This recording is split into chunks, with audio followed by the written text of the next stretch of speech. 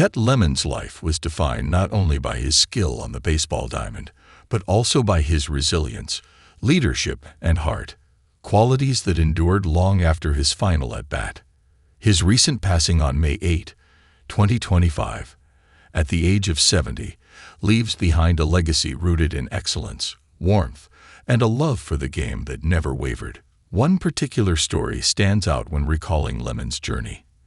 It's not about a home run or a game-saving catch, though he had plenty of those, but about a glove, an old, battered, beloved glove.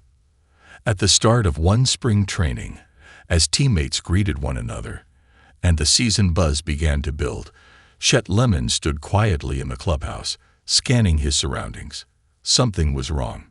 His glove, the glove, was missing. "Have you seen it?" he asked a staff member. The answer was no. He checked again. "I thought I left it right here." Still, no. To most, it might have seemed like a trivial detail in a long season. But to Lemon, that glove was more than leather and laces.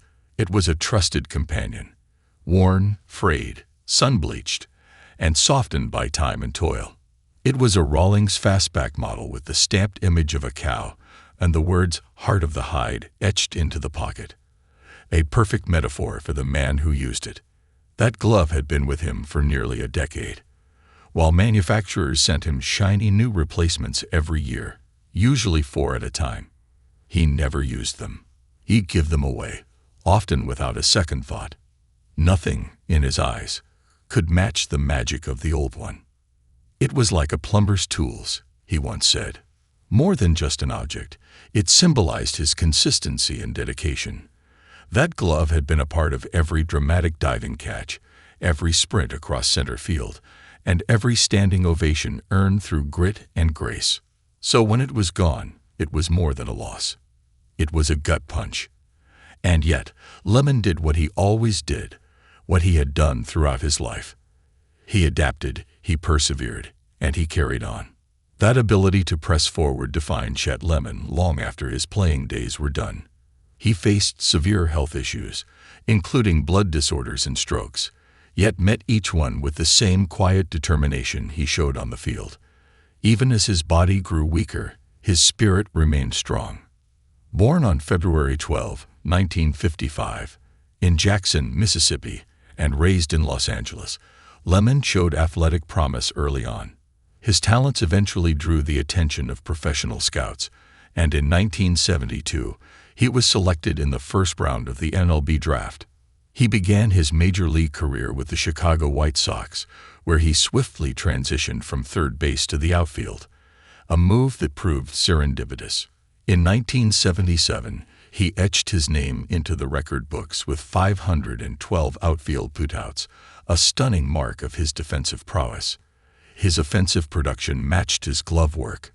In 1979, he recorded a career-high 318 batting average and led the American League with 44 doubles. Throughout his tenure in Chicago, he made 2 All-Star appearances and earned the respect of teammates and fans alike.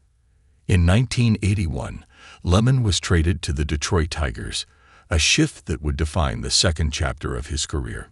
He immediately became a cornerstone of the team's lineup and a clubhouse leader.